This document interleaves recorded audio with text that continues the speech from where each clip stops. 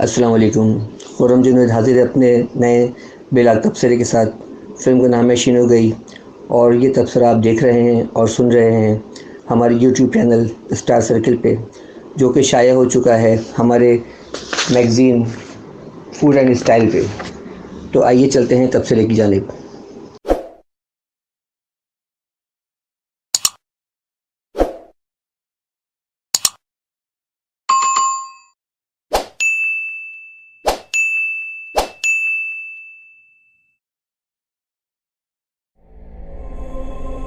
میرے ابا نے میرا نام شینو گئی رکھا تھا، جس کا مطلب سبز آنکھوں والی ہے۔ میری آنکھیں سبز نہیں ہیں، میرے ابا کی پہلی محبوبہ کی آنکھیں سبز تھیں، تو اسے یاد رکھنے کے لیے مجھے اس کا نام دیا۔ میں ایسے باپ کی بیٹی ہوں جسے اس نے اپنی اماں یا بہن کے بجائے اپنی محبوبہ کا نام دینا مناسب سمجھا۔ شینو گئی رنگین اردو پیشکش میٹرو لائیو موویز، کے فلمز، رمی پروڈکشن، فلم ساز عمر خطاب خان، مائیکل چارلز، کوچن نائٹ اور جنید حسین کامران۔ کہانی، مکالمے اور منظرنامہ ابو علیہ، تدوین ایم مجیب عکاسی جنید محمود، پس پردہ موسیقی ماجد نبیل الرحمان۔ ستارے ہیں مرینا سید، کنور مدثر شہزاد، عادل بلوچ، ایاز علی، عائشہ فراز اور علی احمد۔ چھوٹے بجٹ کی فلمیں بنا کر متوازن سینما کے روٹھے ہوئے فلم بینوں کو سینما کی طرف لانا بھی ایک بہت بڑی ذمہ داری ہے، جس کو ہمارے یہاں بہت کم فلم میکرز نے نبھایا۔ آج سے چند برس قبل جب پاکستان میں سینما گھر بالکل ختم ہو گئے تھے، فلم میکنگ بالکل ختم ہو چکی تھی، اور ہماری 2 یا 3 نسلیں ایسی بھی پیدا ہوئیں کہ جنہیں سینما گھر کا نام ہی نہ معلوم تھا۔ انہیں پتہ ہی نہیں تھا کہ سینما گھر کیسا ہوتا ہے اور اس سے کیا کچھ حاصل کیا جا سکتا ہے۔ تو ایسے میں چند ذمہ دار پروڈیوسر اور ڈائریکٹرز نے اس ذمہ داری کو نبھایا، اور پھر جوش، تمنا، سیڈلنگ، ڈسٹ، سیاہ، تیور، 0 to 1 اور مختلف اس طرح کی اس نوعیت کی فلمیں آئیں، جنہوں نے متوازن سینما کو دوبارہ سے زندہ کیا۔ تو جب یہ فلمیں آئیں تو ان فلموں کا استقبال ہمارے ملک میں ان لوگوں نے کیا جو درس و تدریس سے وابستہ تھے اور وہ کسی زمانے میں فلم بینی کیا کرتے تھے۔ تو جب ہمارے یہاں یہ فلمیں لگیں تو لوگ جو ہے وہ آہستہ آہستہ سینما کی جانب آنا شروع ہوئے، اور وہ لوگ بھی آنا شروع ہو گئے جو کسی بھی نئی انڈین فلم کی ریلیز کے وقت اس کو دیکھنے کے لیے یورپ یا دبئی وغیرہ چلے جایا کرتے تھے۔ اس تمہید کا مقصد یہ ہے کہ ہمارے ملک میں جب سینما کا انقلاب آیا تو ماڈرن فلم سے نہیں بلکہ متوازن سینما کی بدولت آیا، اور وہ متوازن سینما ہے جو فلم بینوں کو سینما کی طرف لایا۔ یہ زیرہ تبصرہ فلم بھی اسی کی ایک کڑی ہے، لیکن ہم اس کو اس طرح سے متوازن فلم نہیں کہہ سکتے، کیونکہ یہ فلم نہایت چھوٹے بجٹ سے بنائی گئی ہے۔ چلے بجٹ تو اپنی جگہ، لیکن اس میں بہت ساری خامیاں ہیں، تشنگی ہے، اور بہت سی چیزیں ایسی ہیں جو فلم بینوں کو مایوس کرتی ہیں۔ تو آئیے آگے بڑھتے ہیں۔ اس فلم کے ڈائریکٹر ابو علیہ ہیں، جن کی کتاکشا اور تیور جیسی بہترین فلمیں جو ہے وہ ریلیز ہو چکی ہیں۔ کتاکشا کو کم لیکن تیور کو کافی پذیرائی حاصل ہوئی تھی، جو کہ 80 کے دہائے کے ایک سچے واقعے پر مبنی تھی، اور اسی طرح وہ اس فلم میں بھی ایک اہم موضوع پر ایک اہم سوال چھوڑ گئے ہیں کہ ہمارے معاشرے میں یہ جو طبی لحاظ سے مکمل لیکن ذہنی لحاظ سے ادھورے یعنی کہ اسپیشل چائلڈ پیدا ہو رہے ہیں، ان کی ہمارے یہاں کیا جگہ ہے۔ لیکن پھر بھی ہم ابو علیہ سے اتنا ضرور کہیں گے کہ وہ اس فلم کو بناتے ہوئے اگر اسی موضوع پر بھارت میں بننے والی فلم ہائی وے پر تھوڑی سی نظر ثانی کر لیتے تو یہ فلم بھی اسی بجٹ میں بہترین فلم بن سکتی تھی، اور وہ تشنگی جو فلم بینوں کو فلم کے آخر میں محسوس ہوتی ہے وہ محسوس نہیں ہوتی، کیونکہ اس میں کافی کمی محسوس ہو رہی ہے جو کہ نہیں ہونا چاہیے۔ اس فلم کی کہانی یہ ہے کہ شینو گئی مرینا سید ایک ایسی لڑکی ہے جس کے ماں باپ کے درمیان علیحدگی ہو چکی ہے۔ ماں اپنی زندگی میں مگن ہے اور باپ نکاح کے بغیر ہی مختلف عورتوں کے ساتھ اپنی خوابگاہ کو آباد رکھتا ہے۔ شینو گئی کا بوائے فرینڈ دنیا بھر میں پائی جانے والی موبائل فون بوائے فرینڈ کی طرح ہوتا ہے۔ شینو گئی اپنی زندگی کی ڈائری لکھنے کے بجائے میموری کارڈ پر اپنی یادداشت محفوظ کرتی رہتی تھی، اور ایک دن وہ کراچی سے کن ملیر بلوچستان پہنچتی ہے، جہاں ایک نوجوان بلاول بلوچ اور ایک بیرا مدثر شہزاد اور ایک اوسط درجے کے گیسٹ ہاؤس میں کا مالک ایاز علی اس پر نظر رکھتے ہیں، اور اس کی بے باکیاں دیکھ کر وہ یہی نتیجہ جو ہے اخذ کرتے ہیں کہ یہ شینوگئی ایک چالو ایک آوارہ لڑکی ہے، اور وہ ایک دن موقع سے فائدہ اٹھا کے اس کی عزت سے کھیل لیتے ہیں۔ بعد میں شینوگئی ان تینوں کو جان سے مار کر اپنے ماں باپ کو برا بھلا کہتی ہے، کیونکہ جو کچھ اس کے ساتھ ہوا اس کی ذمہ داری انہی کے اوپر تھی۔ تو یہ اس کی کہانی تھی۔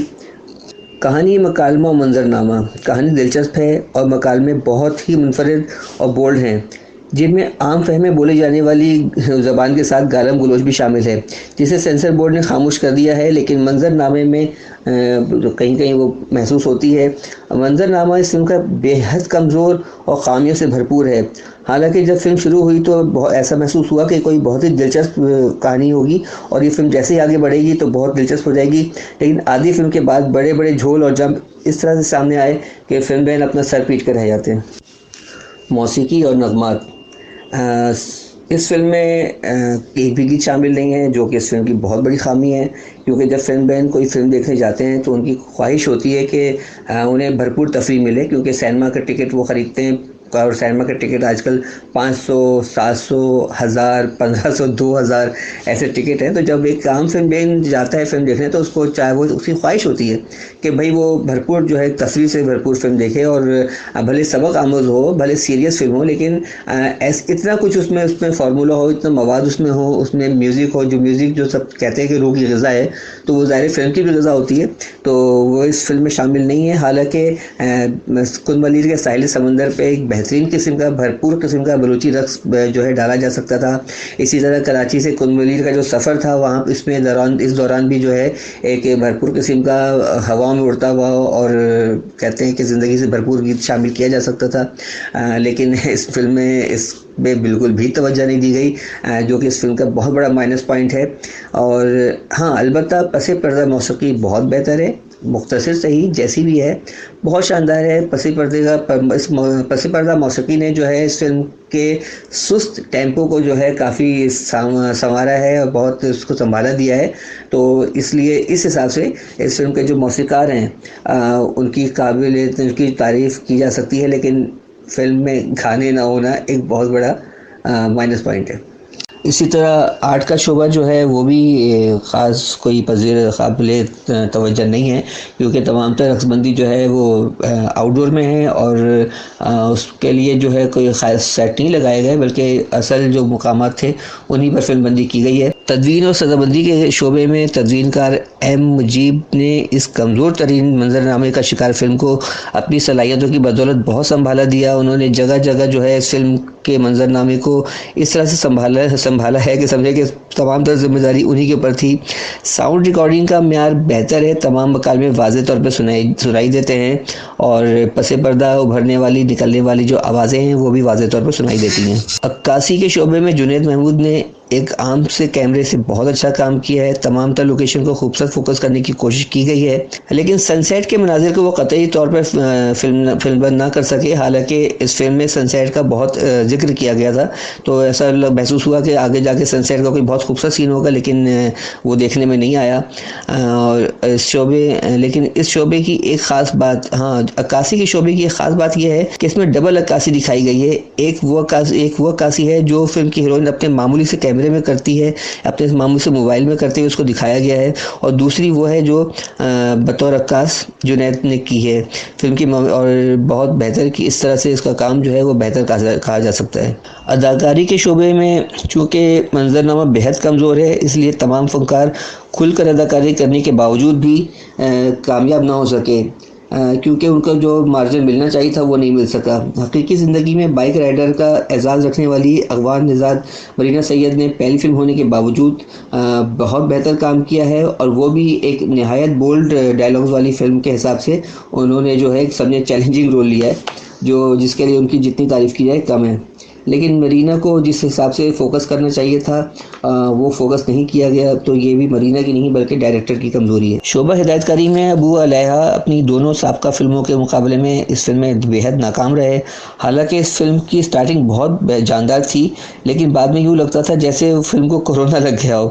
ہر منظر ادھورا، بے جان اور بالکل بے معنی محسوس ہوتا تھا. حالانکہ اگر وہ اس فلم کو ایک بنانے کے بعد ایک بار توجہ سے دیکھ لیتے تو وہ بغیر کسی اضافی سین کے محض چند مکالموں کی بدولت اس فلم میں موجود جھول اور جم کو بہتر کیا جا سکتا تھا. جو خامیاں کہانی میں محسوس ہوتی ہیں ان کو جو ہے پس پردہ آواز میں ڈائلاگس کے ساتھ جو ہے وہ پورا کیا جا سکتا تھا. لیکن ایسا لگتا ہے جیسے ابو علیہ کے اس فلم کو بنانے کے دوران جو ہے کہ کہیں اور مصروف تھے اور کیمرہ جو ہے وہ کہیں اور تھا.